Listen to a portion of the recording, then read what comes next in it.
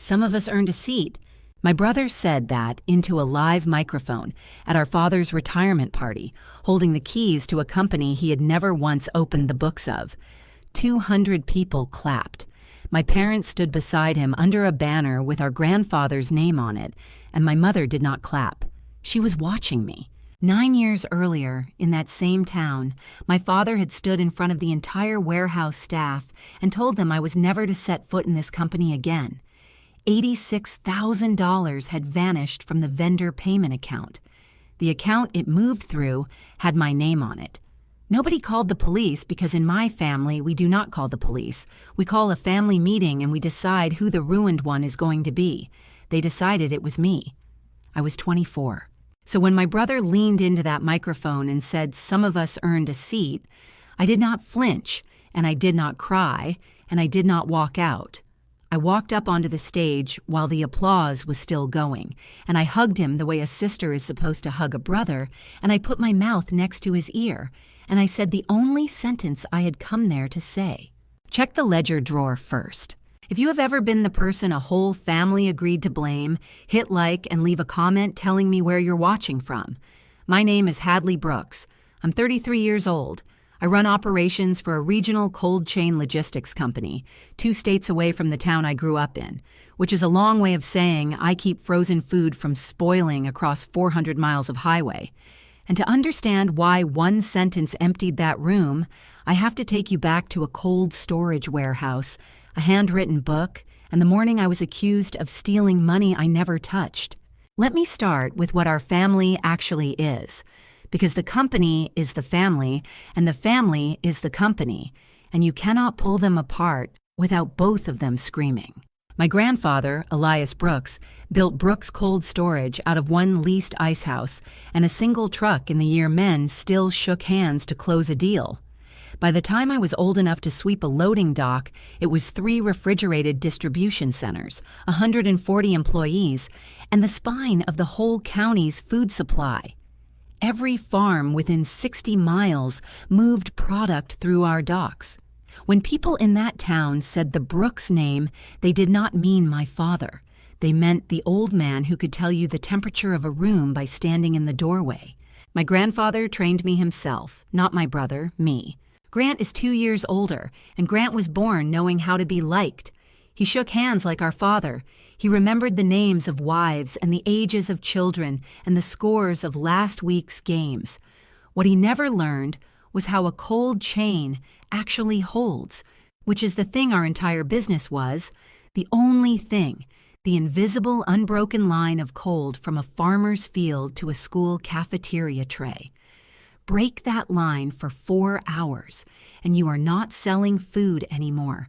You are selling a lawsuit. I learned that line. I loved that line. At 22, I was the youngest operations manager the company had ever named, and my grandfather put his hand flat on my desk the day he signed the promotion and said, "This book runs on people who can read a room and people who can read a ledger, and you are the second kind, Hadley. Do not ever let them make you ashamed of it." I did not understand that sentence for 11 years. I understand it now. My mother, Diane, has no title. She never has. If you asked anyone at Brooks Cold Storage what my mother did, they would say she helped out. She kept things organized. She took care of the books at home. That last part was true in a way that took me most of my life to see. She had kept the books at home since before I was born.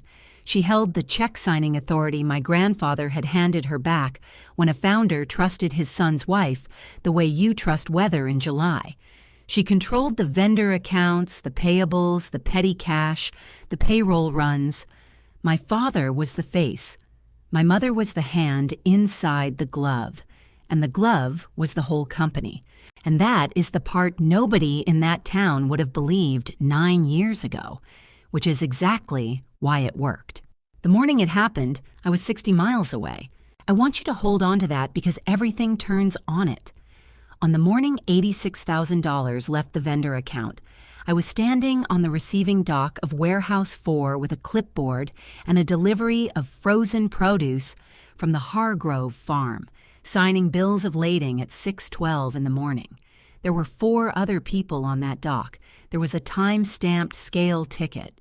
There was a security camera above the bay door that recorded me in a Brooks cold storage jacket, breath fogging, checking pallets at the exact minute a wire instruction was created on a computer that sat in my parents' kitchen. I did not know any of that yet. All I knew, 3 days later, was that my father called me into the old conference room, the one with my grandfather's first truck's grill bolted to the wall like a trophy, and my mother was already crying. That is the detail I have never been able to shake. She was crying before I sat down. My mother slid a folder across the table. Inside were bank records for an account I had never opened, at a bank I had never used, with my name and, God help me, a scan of my own passport photo attached to the application. $86,000 had moved through it in 3 transactions and moved out again to somewhere the folder did not show. My mother wiped her eyes and said in the softest voice you have ever heard, "Hadley, we just want to understand. We're not angry.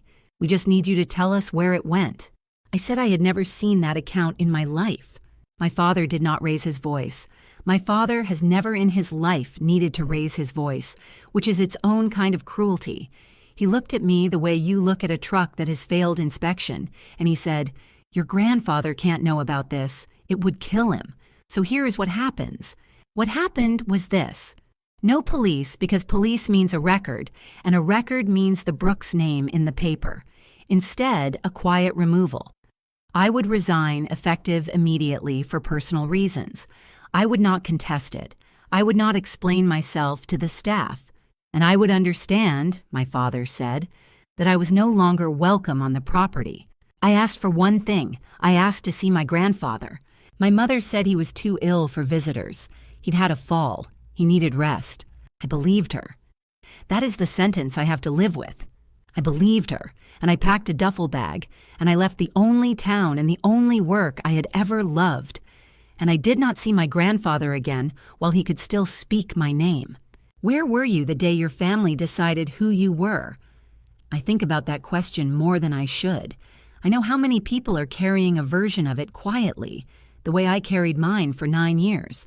Here is what 9 years does.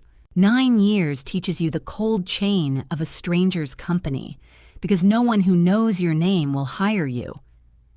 I started over at a produce cross-dock in a city where nobody had heard of Brooks, loading trucks on the overnight shift, and I was very good at it, because the one thing my grandfather gave me that they could not take back was the ability to read a room by its temperature.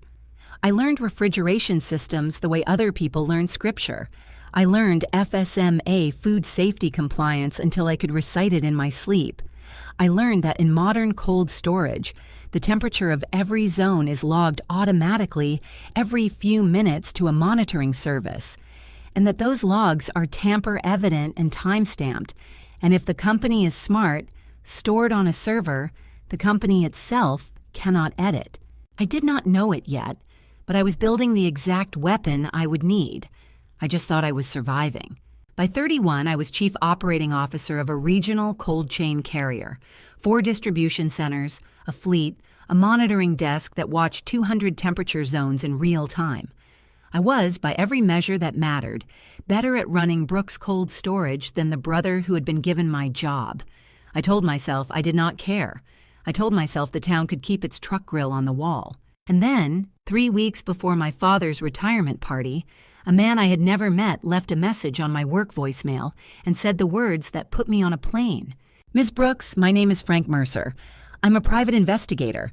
Your grandfather retained me 4 years ago, and he left instructions that I was to contact you only under one specific condition. That condition has now been met. I think you'll want to hear what the old man was working on before he died. I want to be careful here, because I have watched too many stories where the truth just falls into a lap. That is not what happened. What Frank Mercer had was a locked box of my grandfather's questions. The answers, every single one. I had to go and prove myself. But I did not know that on the drive to Frank Mercer's office. On that drive, I only knew that my grandfather, the man they told me was too ill to see me, had spent the last years of his life paying a stranger to look for something, and that whatever it was, he had wanted me to be the one who found it.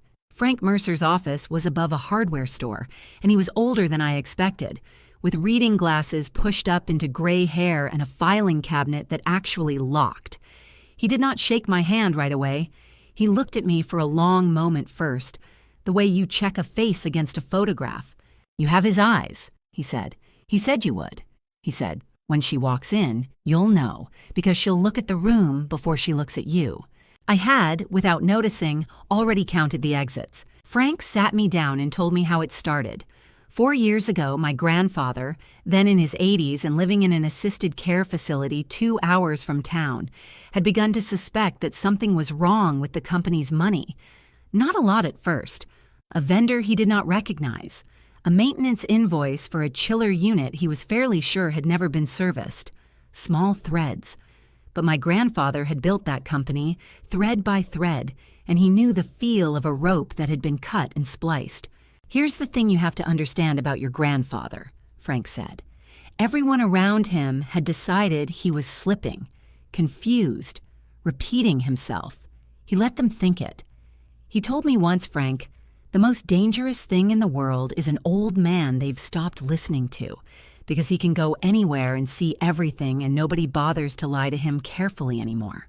They had put my grandfather in that facility, Frank said, on my mother's recommendation, for specialized care, after a fall. My mother held his medical power of attorney and his financial power of attorney both, signed over during a hospital stay 4 years ago when he was frightened and medicated. My mother controlled who visited him, and there was a visitor list, Frank said, and he slid it across the desk, and I read down it.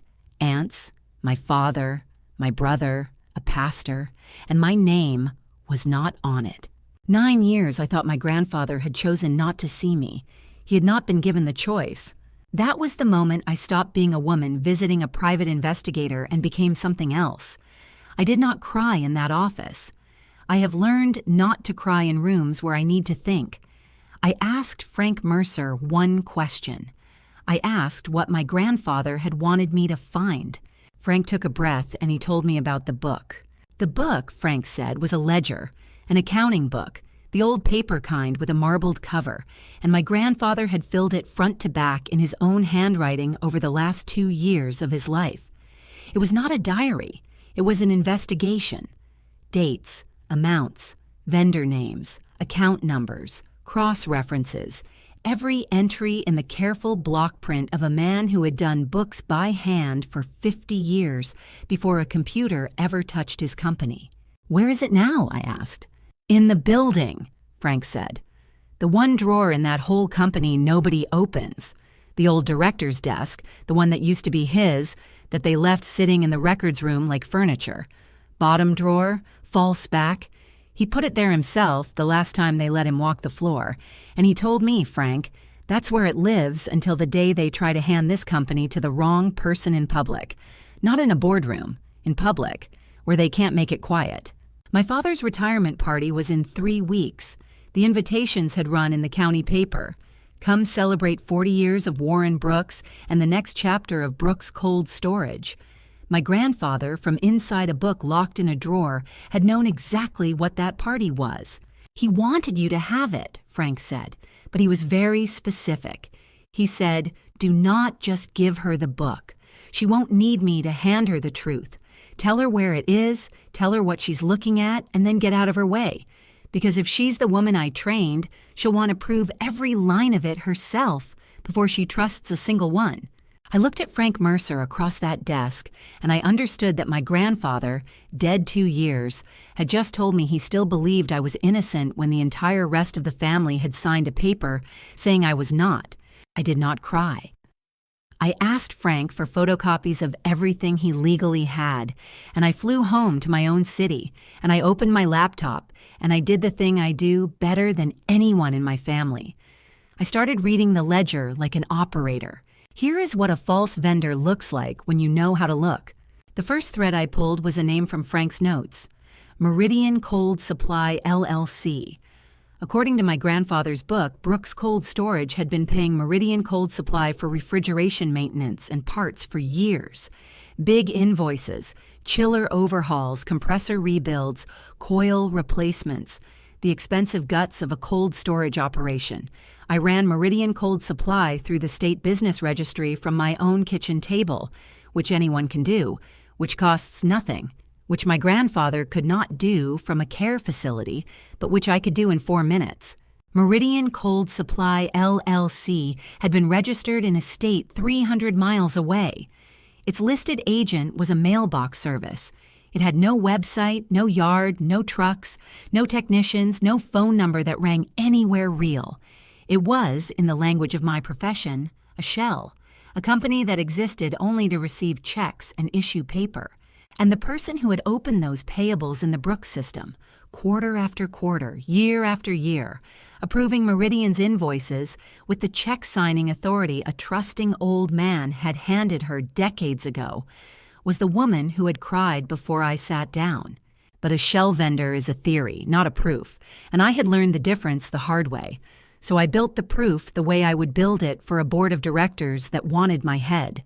I laid my grandfather's handwritten invoice log next to what I could pull from public and legal sources, and I started matching dates. Every Meridian payment lined up with a chiller unit that, according to my grandfather's floor notes, had never been serviced. He had walked those floors. He had put his hand on those units and felt them running rough and checked them against a maintenance record that swore they had just been rebuilt. The company was paying top dollar to maintain equipment that was quietly falling apart. I sat back from my kitchen table at 2 a.m. with a cold cup of coffee and a feeling I have never forgotten because it was 2 feelings at once. The first was vindication, distant and cold, like a light coming on in a house across a valley. The second was fear, because if the maintenance money had been walking out the door for 15 years, then somewhere in that county, 3 refrigerated warehouses full of the food supply for schools and hospitals and grocery stores were running on chillers that had been paid for and never fixed. I'd gone looking for the truth about my own name. I'd found something much larger and much colder, and it was still running. If you think you already know who took that money, hold that thought, because I did too, and I was only looking at the shallow end. So I followed the money past where it left, which is the part my grandfather could not finish, because tracing where stolen money goes takes tools an old man in a care home did not have, and a COO, who audits carriers for a living, does. His ledger got the money out the door. I wanted to know where it slept at night. Meridian Cold Supply took the checks, but Meridian was only a mouth. What I did over 3 nights with his account numbers on one side and everything I could legally pull on the other was watch the money move once it was inside. It did not go to a beach house. It did not go to jewelry. That was the thing that stopped me cold, because I had assumed, the way you assume about a thief, that somewhere there was a pile of it, a reward, a reason. There wasn't. The money went to cover other money. It went over and over to plug holes. My mother, it turned out, had been drowning quietly for 30 years. Long before the frame, long before Meridian even existed, she'd made a private bet with money that was not hers, an investment scheme a man at her church had sold her, and it had gone bad. And instead of telling my grandfather, she had done the thing that people who cannot bear to be seen failing always do. She covered it. She moved a little from the company to hide the hole, and then a little more to hide the moving, and the hole did not close, because holes like that never close. They only teach you to dig faster. Meridian was not built to make her rich. Meridian was built to keep anyone from ever finding the first lie, and then it became the machine that hid all the lies after it. I sat with that a long time, and I will be honest with you, for about 10 minutes I almost felt sorry for her. And then I remembered that a drowning person who pulls their own daughter under to stay afloat is not a tragedy. They are a danger. My mother did not steal because she was evil in some grand way. She stole because she could not survive being wrong, not once, not ever, and she had decided decades ago that she would burn any person in that family down to ash before she would let one of them see her fail. That is who framed me. Not a mastermind, a woman who had run out of air in 1996 and had been holding my whole family's head underwater ever since to keep her own above the line. It also meant something colder and more useful. She could never give the money back because it was gone, spent to hide itself years ago. There was no pile to return, no quiet settlement she could offer, no way to make this right with a check, which meant she was never going to negotiate. She was going to fight and lie and frame whoever she had to, right to the end, because the truth was the one thing that would drown her, and she had spent 30 years learning to kill it before it surfaced. I was not up against a person who might see reason. I was up against a person who could not afford to, and I planned everything after that night as if my mother had nothing left to lose, because she didn't. I needed my alibi next, the real one.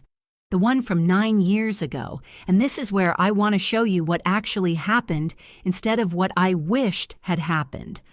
I did not have a folder waiting for me.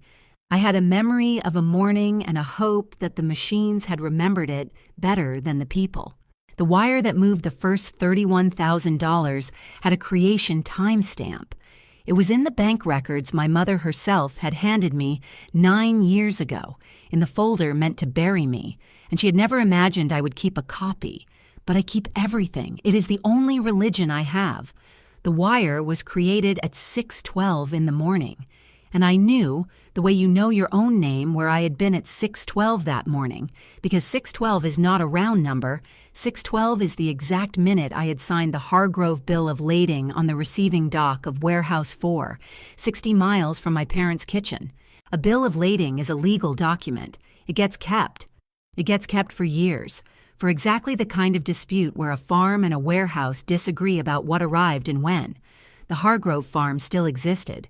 Del Hargrove still ran it. And Del Hargrove, unlike my family, had never had any reason to destroy a single piece of paper with my signature on it. I called Del Hargrove for the first time in 9 years, and when he heard my voice, he was quiet for a moment. And then he said, "Hadley, we wondered what happened to you. One day you were on that dock every morning and then you were gone and your daddy said you'd moved on to better things." So that was the story they told. I had moved on to better things. I asked Del if his farm still had the receiving records from that season. He said his daughter had scanned 20 years of them into the computer for the insurance. He said he could have them to me by supper. I hung up and I put my head down on my kitchen table, and for the first time in 9 years, I let myself understand that I was going to be able to prove it. Not with a lucky witness, not with a confession, with a scale ticket and a signature and a timestamp, the boring, immovable paper of a working warehouse, the exact kind of evidence my grandfather had spent his life teaching me to respect. But proving I did not take the money was only going to answer the small question. It was going to clear my name in a room. It was not going to explain the thing that had started to keep me up at night, which was why. Why me? Why then? A frame is expensive and dangerous, and my mother is not a woman who spends risk on nothing. $86,000 is a strange amount to steal, too big to hide easily, too small to retire on. It was never really about the money at all. The money was the weapon. I just could not yet see who the weapon had been aimed at or what I had done to earn it. When Del's daughter emailed the scans that evening, I opened the file, and there it was. My own signature at 6:12 in the morning, 9 years younger, in the cold, doing my job. I printed it. I do not know why I printed it. Nobody prints anything anymore, but I wanted to hold in my hand the physical proof that the girl they threw away had been exactly where she said she was, doing exactly the honest work she said she was doing, while the crime was committed in someone else's kitchen. I held it for a long time, 9 years of being told I was a liar, and the truth had been sitting in a farmer's insurance folder the entire time, and not one person in my family had ever picked up a phone to look for it.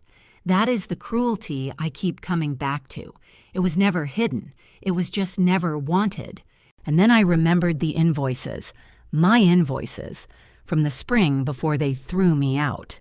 The spring before they threw me out, I had found something, and I had almost forgotten it, because they had made the ending so loud that it drowned out the beginning. I was operations manager.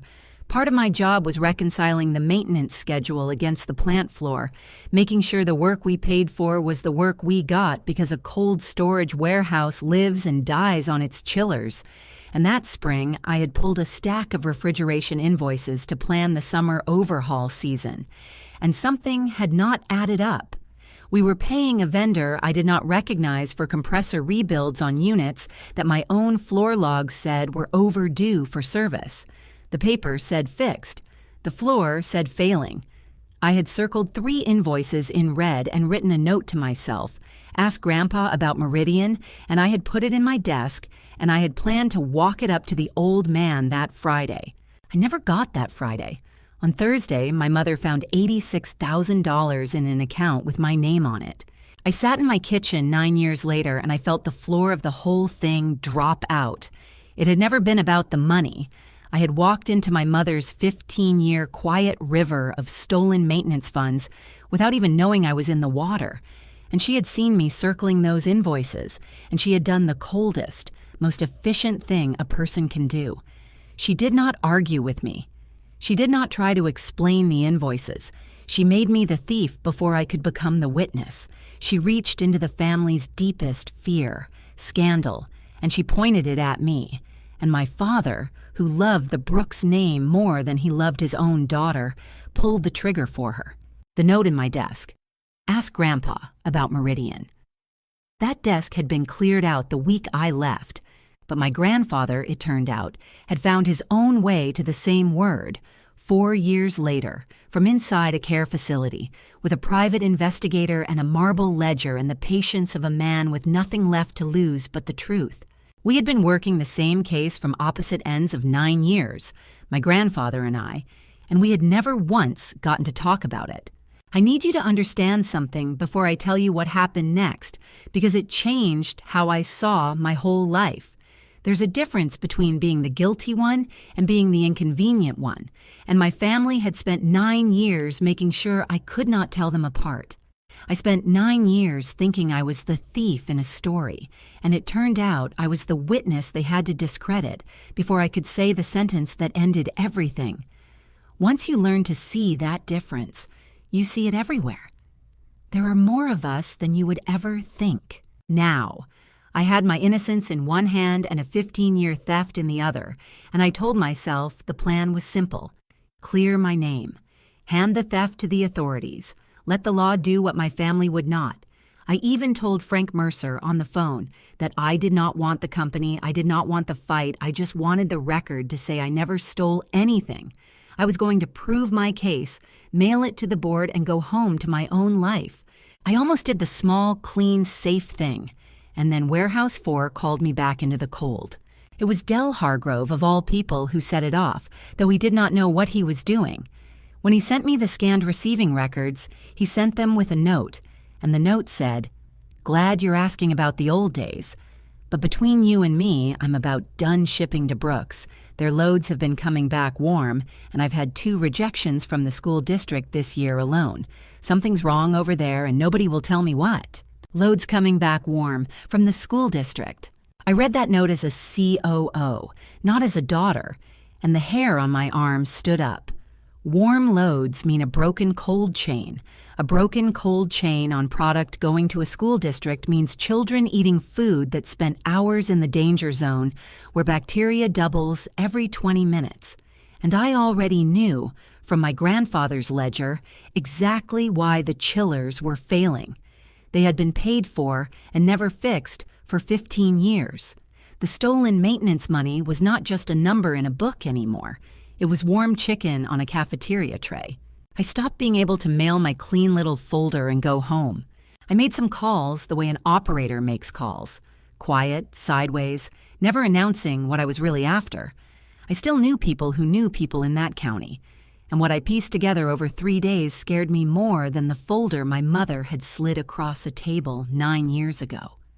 Warehouse 4, the oldest of the 3, the one where I had signed the Hargrove load that cold morning, was running on a primary chiller that Meridian Cold Supply had billed a full overhaul for 18 months earlier and, as far as anyone on the floor could tell, had never touched. The unit was cycling hard. The floor crew had been babying it through the summer with box fans and prayer because the maintenance budget, on paper, was spent.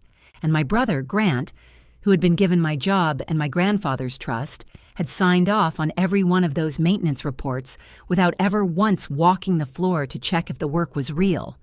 Because Grant reads rooms, not ledgers. Grant had spent 9 years being handed clean paper by our mother and had never learned that paper lies. 10 days before my father's retirement party, Warehouse 4 broke. I know the exact time because, in a strange mercy, one thing at Brooks had been modernized. 2 years back, an insurance requirement had forced them to install a third-party temperature monitoring service. Little sensors in every zone reporting to an outside company's server every few minutes. The kind of tamper-evident logging I had built my whole second career around. My mother had approved the contract as a cost of doing business. She had no idea what she had just installed. She had wired a truth teller into the ceiling of every room she was lying about. At 2:40 in the morning, 10 days before the party, the primary chiller in Warehouse 4 failed completely, and the temperature in Zone 1 began to climb, and the sensors reported every degree of it to a server my mother could not reach, could not edit, and did not even remember existed. By dawn, there was a full trailer of frozen product sitting at the loading dock, thawing, and it was scheduled to ship to the county school district at 9. And that is the morning my brother Grant found out that our mother had been letting him sign his name to a crime for 9 years, and that the bill was about to come due on a truckload of food headed for 6,000 children. He did not call our father. He did not call our mother. At 11 o'clock that night, my brother, who had stood in a warehouse 9 years ago and let them tell everyone I was a thief, drove 4 hours to my city and knocked on my door. And when I opened it, he was holding a cardboard box of maintenance reports, and he was shaking, and he said the first honest thing he had said to me in a decade. "Hadley, I think Mom set you up, and I think she's about to do the same thing to me." I want to tell you I savored that moment. I did not. My brother stood on my doorstep at 11 at night and told me our mother was a thief, and the first thing out of my mouth was not, "I told you so." The first thing out of my mouth was a question, because there was a truck. "Grant, the school shipment, did it go out?" He blinked at me. He had driven 4 hours with his whole world coming apart, and he had not once thought about the truck, because Grant thinks about people, and I think about the cold chain, and that difference is the entire reason my grandfather trained me and not him. The load was still sitting on the Warehouse 4 dock, he said. They'd held it because a floor guy flagged the temps, but the plant manager wanted it gone because a rejected load is a loss, and the numbers were already ugly, and it was going out first thing in the morning unless somebody stopped it. I stopped it. Not with authority I did not have, not by storming a building I was banned from. I stopped it with a phone and 40 minutes and the one language everyone in food safety is required by law to obey. I called the county health department's after-hours line, and I gave them the monitoring service, the account, and the exact zone and timestamps of the temperature excursion. And I told them a trailer of thawed product with a broken cold chain was scheduled to ship to a school district at 9 a.m.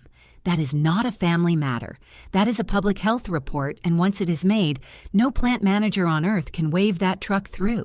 The load was embargoed at 7 the next morning. It never reached a single child. And it was destroyed under inspection, which meant there was now an official state record with a case number of a cold chain failure at Brooks Cold Storage. I had just done the thing my grandfather could not do from a care facility, and my mother had spent 15 years preventing. I had put the truth of those chillers on the record of a government that could not be cried at or handed clean paper. But here is where I have to be honest about my brother, because it would be easy to make Grant a hero for driving to my door, and he was not a hero. He was a frightened man who had finally done the math. Over coffee at my kitchen table at 1 in the morning, Grant laid out his box, and I watched him understand in real time what he had been part of. the maintenance reports, the Meridian invoices he had signed, and then the thing that had actually sent him to my door, the thing that was about him and not about me, which is the only reason he came. Our mother, he said, had come to him a week ago, calm as Sunday, and told him that if the Warehouse 4 failure ever became a problem, the paperwork would show that he, Grant, the operations executive, had approved the maintenance sign-offs. His signature was on all of it. She had walked him through it gently, the way she walks everyone through everything, and Grant had left that conversation and realized she was not warning him. She was measuring him for the same suit she had put on me, the son she favored, the golden one who earned a seat.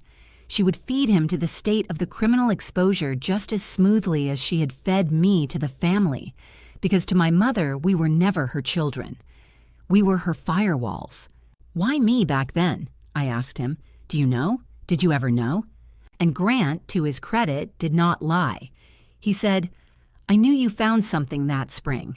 Mom told me you were making trouble, digging into vendors you didn't understand, that you were going to embarrass Grandpa with an accusation you couldn't back up. She said the family had to get ahead of it. He looked at his hands.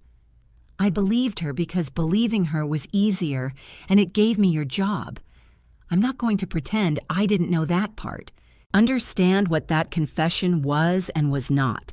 It was my brother admitting he had let me drown to keep his own feet dry. It was not evidence. A brother's midnight regret proves nothing in a courtroom or a boardroom, and I knew, even as I felt something crack open in my chest, that I could not build my case on Grant's change of heart. His testimony would open a door. Everything on the other side of that door I still had to prove with paper and sensors and my grandfather's book. Grant could point. Only the cold chain could convict. The block had cracked, exactly where my grandfather's ledger said it would, on the seam between the mother who ran everything and the children she was willing to burn. But a crack is not a victory. I sent Grant home before dawn with 2 instructions, both of them mine, both of them the moves of an operator and not a victim. Touch nothing at the company, sign nothing new, and say nothing to our mother, because the one advantage I had was that she still believed I was 3 states away and beaten. 2 days later, the estate attorney called, and I learned what my grandfather had actually left me, and it was not what 9 years of hoping had let me imagine. I had let myself dream on the plane, on the drives, the oldest dream in a disinherited heart, that the will would open and there it would be, the company, or my share of it, my grandfather reaching out from the grave to hand me back the thing they stole, that the old man had left me Brooks' cold storage, and every person who had called me a thief would have to watch it become mine. That is not what the will said. I am telling you this because the stories that lie to you always give the wrong daughter the crown at the end, and life did not give me a crown. My grandfather's will divided his ownership of the company along the family branches, shares to my father, shares to my 2 aunts, the ordinary distribution of a man who had built something and wanted it to stay in the blood. There was not one share in it for me, not one. What he left me was in a separate envelope, handed to me by the estate attorney with a strange look because he had clearly read the covering instruction. Inside was a single sheet of paper in the block print I now knew better than my own handwriting, and it said this: I am not leaving you the company, Hadley. I know you hoped I would. I am leaving you the truth, because the truth is the only thing in this family that was ever really yours, and because you are the only one of them strong enough to carry it without dropping it to save yourself. The book is where I told Frank. What you do with it is the last thing I will ever ask of you, and I am not going to tell you what to do, because you were always the one who could read the room I could only stand in the doorway of. I sat in my car in the attorney's parking lot and I read that 4 times. My grandfather had not handed me the company. He had handed me a choice. And the choice was crueler and truer than any inheritance, because it was this: The people who had thrown me out were about to lose their company to a public health scandal 15 years in the making, and I was the only person alive with the expertise, the evidence, and the reason to either save it or let it burn. Nobody would have blamed me for letting it burn. I sat in that parking lot for a long time, and then I started the car, because I had already known, since the moment Del Hargrove wrote the words, "school district," that I was not the kind of person who lets the cold chain break just because the people inside it were cruel to me. My grandfather knew it too. That is the part that still undoes me. He bet his whole last act on the fact that his granddaughter was a better person than the family that raised her, and he was right, and he never got to see it. I had 8 days until the party, and I spent them the way I would spend 8 days saving any operation from itself, which is to say, I built a case a stranger could not argue with. Here is a thing people misunderstand about proof. Emotion does not convince a regulator. A crying woman does not convince a regulator. My mother had been winning with tears for 40 years, and she was about to meet a wall that does not have tear ducts, and I was going to build that wall out of the most boring materials on earth. Timestamps, registry filings, sensor logs, signatures, the immovable paper of a working world. The center of it was the monitoring data, and I want you to understand why, because this is the hinge of everything. When my mother approved that third-party temperature monitoring contract 2 years ago to satisfy the insurance company, she installed sensors that report to an outside server on a fixed schedule, and that server keeps a tamper-evident log. She could falsify a maintenance report all day long, because a maintenance report is a piece of paper a human being types. She could not falsify the temperature of a room because the room reports itself automatically to a company she does not own, every few minutes, forever. For 15 years, my mother's whole system depended on being the only one who touched the records. And 2 years ago, she had, with her own signature, wired a witness into every ceiling that she could not silence, bribe, or blame. I did not have access to that server. I was a banned ex-employee 3 states away. But I did not need access because I had done something better. I had filed a public health report, and that report had triggered a state food safety inspection, and a state inspector has every right in the world to pull those logs directly from the monitoring service. All I had to do was make sure the inspector knew exactly where to look, and I, unlike anyone else in my family, knew the system cold. So I called the state inspector assigned to the case, a woman named Inspector Okafor, and I did not cry and I did not tell her a family melodrama. I told her I was a cold chain COO with 15 years in refrigerated food safety, that I had reason to believe Brooks Cold Storage had been falsifying maintenance records against a documented pattern of chiller failures, and that the third-party monitoring logs, cross-referenced against the maintenance invoices, would show equipment billed as serviced that had been degrading for years. I gave her the vendor name. I gave her the registry filing showing Meridian was a shell. I gave her the Warehouse 4 case number from her own department. I handed a professional's map. An inspector does not care whose daughter you are. An inspector cares about 6,000 children eating from a broken cold chain.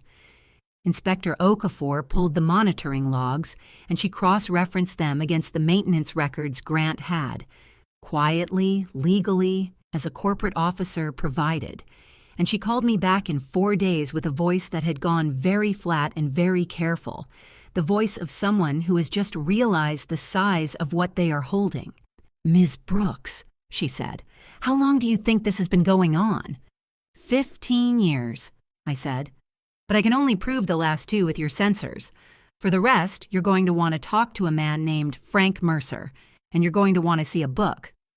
If you have ever had to be the calm one while you built the case nobody else would, comment calm. And ask yourself right now, before I tell you how this ended, what you would have done with a book that could burn down the family that burned you, save them, or let them go down in the fire they built. Tell me. I genuinely want to know because I have never been sure I chose right. The book. I need to tell you about the book and about the one rule I made for myself, because it is the difference between this being a story about luck and a story about a woman who did the work. I never touched the ledger before the party. I could have. Grant offered to pull it from the false back drawer in the old director's desk and drive it to me, and I told him no. I told him no for 2 reasons.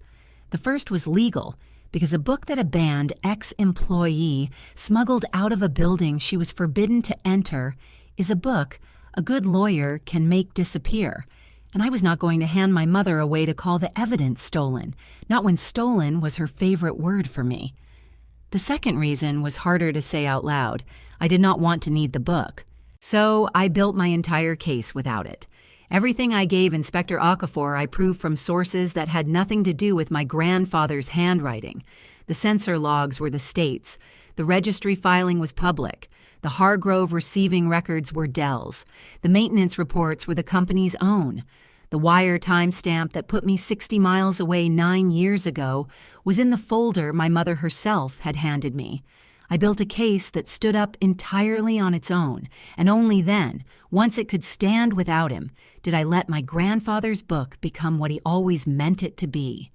Not the evidence, the witness. The old man in the doorway finally allowed to speak.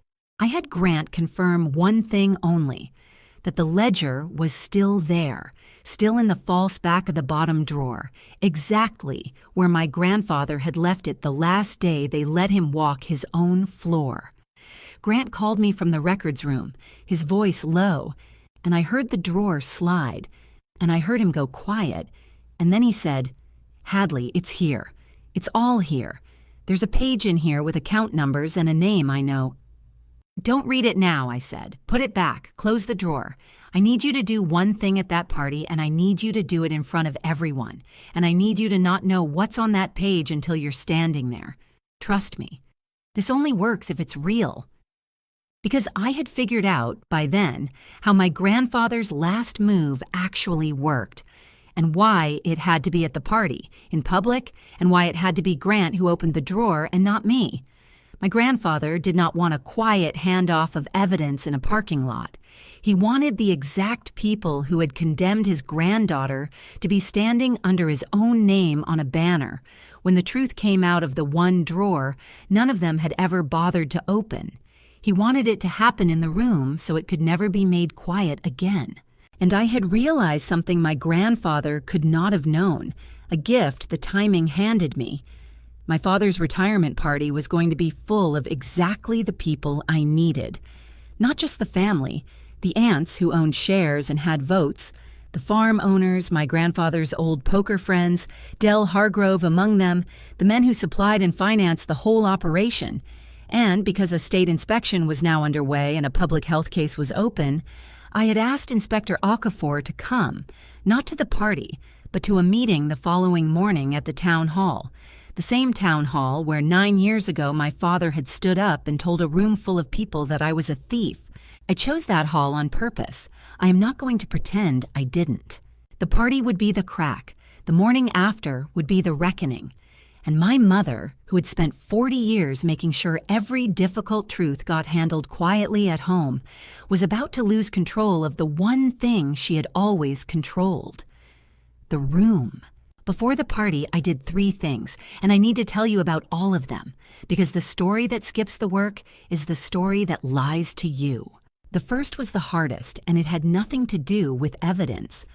I drove 2 hours to the care facility where my grandfather had spent his last years, the one my name had never been allowed to enter, and I signed a visitor log that no longer had a list to keep me off it, because the man they were protecting was 2 years dead. A nurse remembered him. Of course she remembered him. She said he was the sharpest resident on the floor until the week he died, that he did the crossword in pen and complained about the coffee and asked every single visiting day whether a young woman named Hadley had come. Every visiting day for 2 years. And every visiting day someone had told him no. She told me something else, and it is the piece that finally showed me how a man in a care home had built a case against a fortune. My grandfather could not walk a plant floor anymore, but he could write letters, and anyone can request a public business filing by mail, and anyone can ask a county for a property record. And a physical therapist who liked him used to drop his envelopes at the post office on her way home. That is how he did it. Not with magic, with stamps and patience, and the one thing my mother never counted on, which is that a bored old man they had all stopped listening to had nothing to do all day but be right. He mailed his way to the truth from a recliner, one 3-cent public record at a time, and he wrote every answer into a marble book, and he waited. I sat in the chair by his empty window for a while. I did not cry there either, but it was close. The second thing I did was find my Aunt Carol. I needed her, and I am not too proud to say it. My grandfather's shares had gone to my father and to his 2 sisters, and my aunts had votes, and votes were the only language a company speaks when the smoke clears. I had not spoken to Aunt Carol in 9 years. She met me at a diner off the highway, wary, arms folded, because she had been told the same story as everyone else, that I had stolen and been quietly, mercifully removed. I did not argue with the story. I have learned that you do not unconvince a person by arguing. You unconvince them with paper. I put the Meridian Registry filing on the table between the coffee cups. I put the censor logs. I did not even mention the $86,000. I just let my aunt, who had signed off on my exile without ever seeing a shred of proof, sit with the first real evidence anyone in my family had ever bothered to show her. She was quiet for a long time. Then she said, "Your grandfather asked me to visit you years ago. Diane told me you didn't want to see any of us." She looked at her hands. I never checked. That sentence, in one form or another, is the whole story of my family. Nobody ever checked. I told Aunt Carol I was not asking her to take my side. I was asking her to come to a public meeting and watch the state of the evidence with her own eyes, and then vote her conscience. She said she would come. It was not forgiveness. It was the beginning of somebody finally doing the work. The third thing happened without me, and it raised the stakes past anything I had planned. Inspector Okafor called. The state, once it starts pulling logs, does not stop at one warehouse, and what she had found was worse than Warehouse 4. All 3 Brooks distribution centers were running on the same starved maintenance budget, the same fake overhauls, the same chillers babied along past the edge of safety. It was not one broken unit. It was a company-wide food safety failure 15 years deep, and the state was now looking at whether every load Brooks had shipped in recent memory needed to be traced. A recall. The kind of recall that ends a company and, if the timing had been a little worse, ends it over a sick child instead of a spreadsheet. I had walked into this wanting my name back. I was now holding the safety of a county's entire food supply, and the clock on it was days, not weeks. And then, 4 nights before the party, my mother made her move, because my mother always makes a move. She called me. First time in 9 years. Her voice was warm, the warmth she keeps for when she needs something, and she said she thought it was time we put the past behind us, that families make mistakes, that there might be a place for me back at Brooks, a real place this time, a vice presidency, my own office. Come home, Hadley. Let's not air laundry that only hurts the family. Your father is retiring. Let it be a happy time. I understood exactly what I was being offered, a muzzle with a nameplate on the door. She had felt the ground move, she had gotten the estate's notice, and she was doing what she had always done, reaching for the family's fear of scandal and offering me a warm seat to keep my mouth shut. 9 years ago, the same instinct had made me a thief. Now it was trying to make me a vice president. The tool was different. The hand was the same. I said, "Mom, I already know what's in the ledger drawer." She was silent for exactly 3 seconds. And then, in a voice with all the warmth gone out of it, a voice I had never heard her use but somehow always known was in her, she said, "You were always the difficult one." And she hung up. That was the closest my mother ever came to a confession, and she did not even know she had given it. I did not sleep that night, but I was not afraid anymore. A frightened person threatens. My mother had just told me in 6 cold words that she had run out of moves. I walked into my father's retirement party in a plain dark dress, alone, and the temperature of that room dropped the way a cold storage zone drops when someone leaves the door open. People I had known my whole life looked at me and looked away. The thief had come home. My mother saw me from across the banquet hall, and I watched her face do something I had never seen it do. It went still. Not surprised. Still. Because my mother had received a letter the day before, a formal notice from an attorney representing my grandfather's estate, informing all interested parties that certain of the decedent's records were about to be disclosed, and my mother, who reads danger the way I read a chiller, had come to that party already wearing her coat. I have thought about that coat for a long time. Everyone else at that party checked their coat at the door. My mother kept hers on a chair right beside her all night, within reach, and now I know it was because she had already run the numbers on her own life and calculated that she might need to leave fast. She did not know what was coming. She knew only that something was, and that for the first time in 40 years, she was not the one who had arranged it. My father gave his speech. 40 years of the Brooks name, the legacy, the future. And then he called Grant up to the stage, under the banner with my grandfather's name, and he announced that the company would pass to my brother, the next generation, a man who had earned it. My mother stood beside them and smiled the practiced smile, and my brother took the microphone. And Grant, God help him, said the line. The one our mother had fed him, the one he had rehearsed, because my brother had spent 40 years doing what our mother put in his mouth, and old reflexes die last. He looked out at the room, and some part of him that was still the boy who took my job reached for the applause, and he said, "Some of us earned a seat." I did not flinch. I had known he might say it. I understood, watching his face even as the words came out, that Grant was standing on the exact seam my grandfather had found, the crack between the son our mother had made and the man he was trying to become, and that he did not yet know which way he was going to fall. His conscience had driven 4 hours to my door, but his cowardice had known this room its whole life. So I gave him the push. I walked up onto that stage while the applause was still going, and I hugged my brother, and I put my mouth to his ear, and I said, "Check the ledger drawer first." That was all. 5 words and a location. I let go of him and I stepped back, and I watched my brother make the only real decision of his life in front of 200 people. He could have laughed it off. He could have handed the moment back to our mother.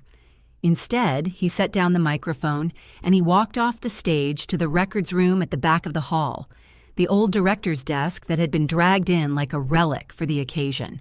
My grandfather's desk, and he pulled open the bottom drawer and he reached past the false back, and he took out a marble ledger that had been waiting 9 years for a hand honest enough to open it. The room did not understand yet. My father called Grant's name, half a laugh in it. "What are you doing, son?" Grant did not answer. He opened the book to the first page and he read it, standing there in his good suit under our grandfather's name, and I watched the color leave my brother's face the way heat leaves a room when the door is finally shut. He looked up, and here is the thing the whole town would talk about for a year afterward. He did not look at our father. He looked past him, over the banner, over the microphone, straight at our mother. And my mother was already standing. She was already reaching for the coat on the chair beside her. She did not wait to be named. She did not wait to hear what was on page 1. She put her arms into her coat in front of 200 people and the entire life she had built, and she turned for the door because a woman who has spent 15 years planning her lies has also, somewhere in the back of her mind, spent 15 years planning her exit. She did not run. My mother has never done anything as honest as running. She walked, fast and straight, coat on, out of her husband's retirement party, and the sound of that room was the sound of 200 people slowly realizing that the wrong person had just fled. I did not chase her. I did not need to. You do not chase the truth once it is already in the room. I looked at my brother, still holding the book, and I said quietly, so only the front tables heard, "Bring it to the town hall in the morning, all of it. And Grant, don't let Dad touch it tonight, because page 1 was not the point. Page 1 was the crack." My grandfather, careful even in death, had put on that first page only the one line that would break the room open without giving my mother a single fact she could argue in a courtroom that night. What was on page 1 was this, and I have it memorized. The instruction to move $86,000 was created at 6:12 in the morning from the computer in their kitchen. My granddaughter was signing for a load at Warehouse 4, 60 miles away. The scale ticket has her hand on it. The person at the keyboard that morning was not the one they blamed. No name. He did not need a name. Everyone in that room knew whose kitchen. Everyone in that room turned to look at a door that was already swinging shut behind a woman in a coat. The reckoning was in the morning, but the room my mother had controlled for 40 years, was already gone. The town hall the next morning was not a family meeting. I had made sure of that. I had spent 9 years being handled quietly, in conference rooms with truck grills on the wall, where my mother could cry and my father could lower his voice, and the whole thing could be decided by the people who benefited from deciding it. So I did not hold this in a conference room. I held it in the public hall, and the people in the folding chairs were not there to protect the Brooks name. Inspector Okafor was there, with a state seal on her jacket and a laptop full of temperature logs. 2 of my grandfather's oldest partners were there, farm owners who financed and supplied the whole operation, Del Hargrove in the front row with his arms crossed. My aunts were there, Aunt Carol and her sister, who between them owned shares my grandfather had left them and votes that could move the company. My father was there, gray-faced. My brother was there, with the box and the book. My mother came, because her lawyer told her that not coming would look like exactly what it was. And she sat in the back, near the door, still in that coat.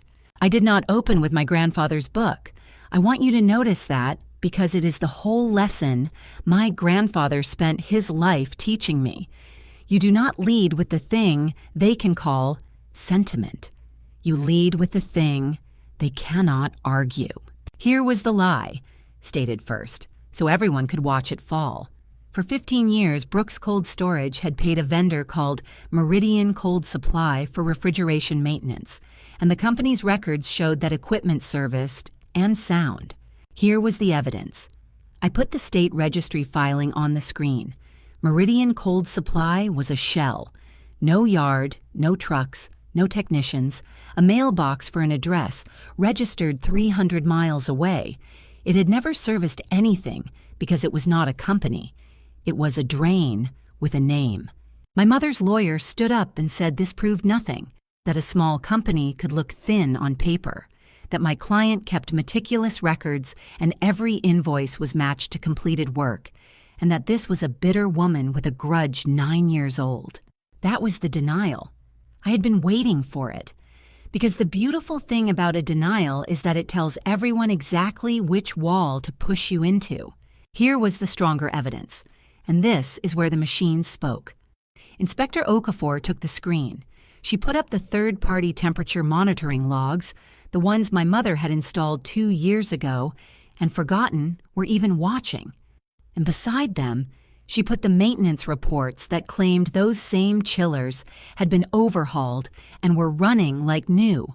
And anyone in that room, farmer or shareholder or inspector, could read it, because it did not require an accountant. It required eyes. The paper said serviced. The sensors said dying. Zone temperatures climbing month after month on units that had supposedly just been rebuilt. A chiller billed for a full overhaul 18 months ago, reporting the temperature curve of a machine nobody had touched in years. And then, in red, the night 10 days ago, when Warehouse 4 failed completely and a truck of thawing food nearly went to 6,000 schoolchildren logged to the minute, on a server my mother could not reach. Meticulous records, the lawyer had said. The records were meticulous. That was the problem. They were meticulously false, and the rooms had been reporting the truth the whole time to a witness she could not silence. The lawyer sat down and did not stand up again.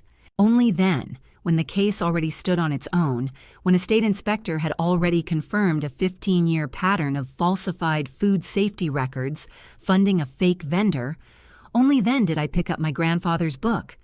I told them what it was. An old man they had all decided was slipping, sitting in a care facility, doing by hand the same investigation the state had just confirmed with censors, 2 years before the censors existed, page after page in his own writing, every meridian payment, every unserviced unit, the account numbers. And the morning $86,000 was moved from a kitchen computer while his granddaughter stood on a dock 60 miles away. I did not read it as a daughter.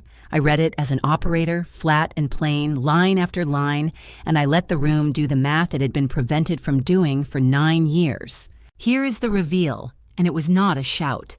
It was a subtraction. There was exactly one person who had held the check-signing authority, opened the Meridian payables, approved the false maintenance reports, controlled the home computer, and stood to lose everything the spring and operations manager started circling those invoices in red. One person. The room did that subtraction in silence, and every head, slowly, the way a field of sunflowers turns, went to the back of the hall. And my mother said nothing. That is the part the stories never get right. There was no breakdown, no screaming confession, no speech. My mother sat in her coat and she looked at the room she had lost, and she understood faster than anyone that there was nothing to say, because the censors had said it, and the registry had said it, and a dead man's handwriting had said it, and none of them could be cried at. Her silence was the loudest thing in that hall. She had run the family for 40 years on the ability to control what was said out loud, and now the only move left to her was to say nothing, and it fooled no one. Her lawyer asked for a recess. Inspector Okafor said the state would be in touch, and the way she said it, everyone understood this had already stopped being a family matter and become a case with a number. If you have made it this far, do one thing for me. Think of the person in your life who was made the problem so the real one could keep hiding. Then comment the word drawer. And if you have your own drawer you have been afraid to open, this is me telling you to open it. The truth does not spoil. It waits in the cold exactly as long as it has to. My father found me in the parking lot afterward. He had aged 10 years in a night.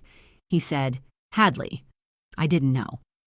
And I believed him, which was almost worse, because it meant that for 9 years the only thing standing between me and my life had been a man who loved the Brooks name enough to destroy his daughter without ever once checking whether it was true. He did not know because he did not look. He had signed my exile on my mother's word the way Grant had signed the maintenance reports on my mother's word, and I understood, standing in that parking lot, that the deepest rot in my family was not my mother's greed. It was the men who found it so much easier to believe her than to do the work of finding out. I did not forgive him in that parking lot. I have not entirely forgiven him yet. But I told him the truth, which is the only currency I have ever trusted. I said, "You had 40 years of running this company, and you never once learned to read the books, so you let the person who could read them tell you what they said. That's not love, Dad. That's laziness wearing love's coat." And I left him standing there, under the same sky where 9 years ago he had told a room I was a thief. The recess my mother's lawyer asked for lasted the rest of her life, in a way, because there are some rooms you do not get to walk back into once they have seen the arithmetic. The state did not move fast, but it moved without mercy, which is the only way I ever wanted it to move. What the censors started, the auditors finished.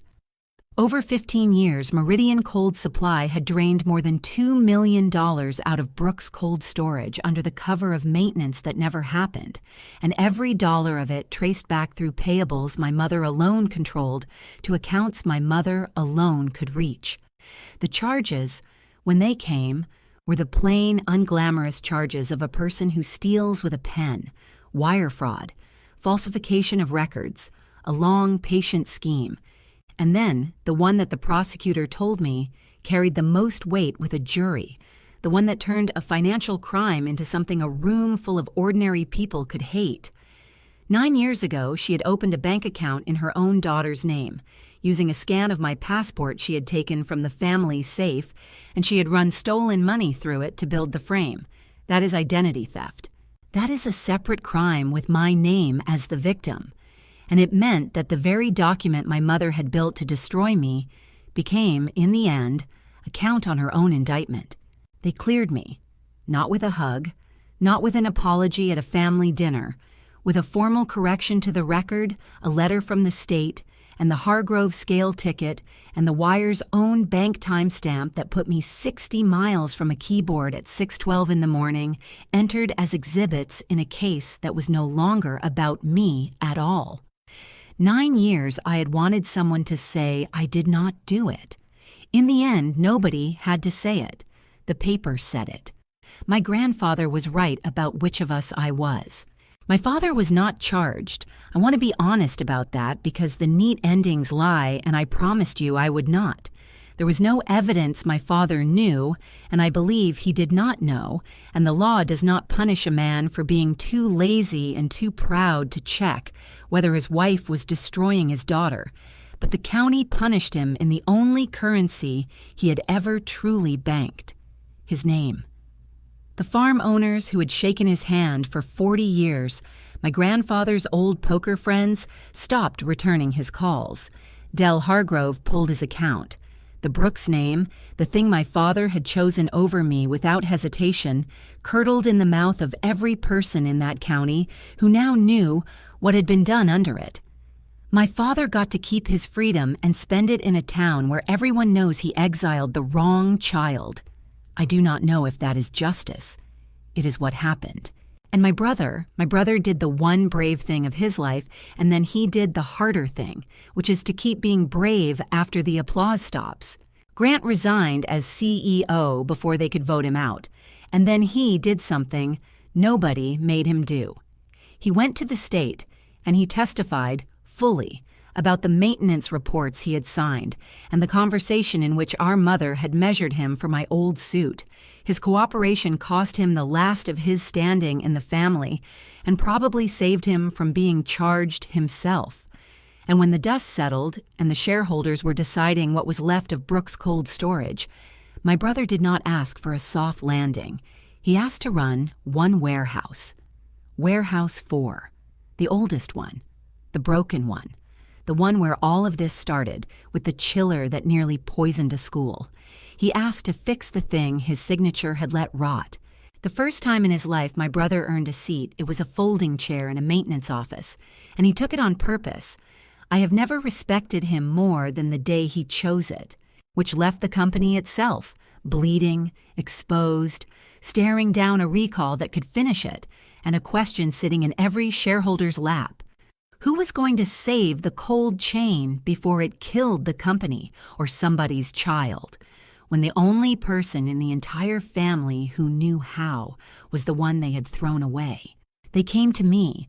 Of course they came to me. Aunt Carol first, then the whole shrunken board, and they offered me the thing 9 years of hoping had told me I wanted. They offered me Brooks Cold Storage, the chief executive's chair, my grandfather's chair, the crown. And I want to tell you what I did, because it is the truest thing in this whole story. I did not take the crown. I took a contract. I sat across from the board of the company that had branded me a thief, and I did not let a single decision be made with feeling. I told them my logistics firm would take over remediation of all 3 cold chains immediately, on a professional services contract at market rate, because 6,000 school children do not care about our family drama, and the cold chain could not wait for anyone's healing. And I told them that if they wanted me to run Brooks Cold Storage, it would not be as the prodigal daughter finally handed her birthright.